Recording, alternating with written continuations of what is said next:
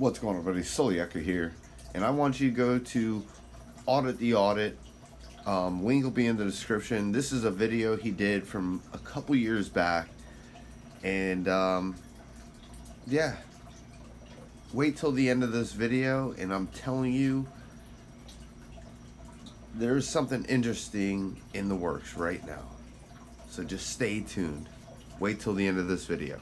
This episode covers Florida's open carry laws, reasonable suspicion, and officer conduct, and comes to us from the Armed Fisherman's Channel. Be sure to check out the description below and give them the credit that they deserve. On March 28, 2020, Florida-based auditor Michael Taylor was openly carrying a fishing near Johns Pass in Madeira Beach, just south of Clearwater, Florida. For several minutes, Mr. Taylor fished along the beach and conversed with the locals. A fishing pole. What's the other thing? Uh. Alright.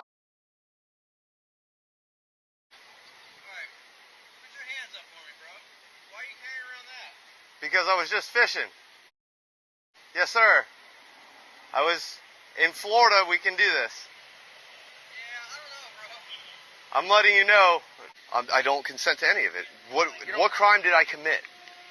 Many states, including Florida, have concluded that being in possession of a firearm cannot be the sole justification for police officers to conduct a stop, and merely being in possession of a firearm does not satisfy the reasonable suspicion standard set forth in the Terry v. Ohio case. In a unanimous opinion authored by the late Justice Ruth Bader Ginsburg, the Supreme Court concluded that in order for a completely anonymous tip to justify a Terry stop, it must be suitably corroborated with both the accurate prediction of future activity of the subject and its assertion of potential criminal activity. And the mere presence of a firearm that is not displayed in a threatening or illegal manner is not enough to justify a stop in the 2000 case of Florida versus JL. In the decision, the Supreme Court rejected the notion of introducing a firearms exception into the Terry doctrine and noted that, quote, such an exception would enable any person seeking to harass another to set in motion an intrusive, embarrassing police search of the targeted person simply by placing an anonymous call falsely reporting the target's unlawful carriage of a gun. All that said,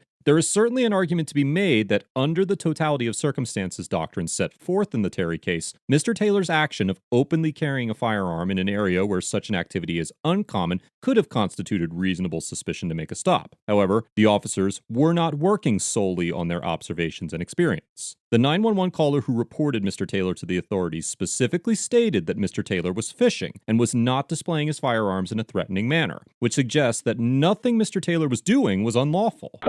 Yeah, he's fishing. He's wearing a green shirt and some GoPro cameras all over him, and what looks like an AR-15 and a pistol on his hip. Okay. And is he pointing them at anybody or brandishing them at all? He's just walking around with them. Nope. He's just walking around with them. It's just open carry like that. Okay. And he's fishing? He's about to. He just got there. He walked up and down, but talked to a couple people that were fishing there.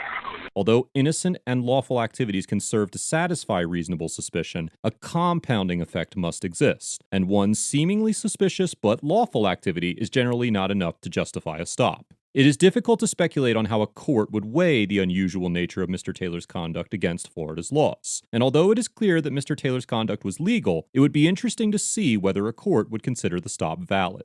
Stay tuned. We're about to find out.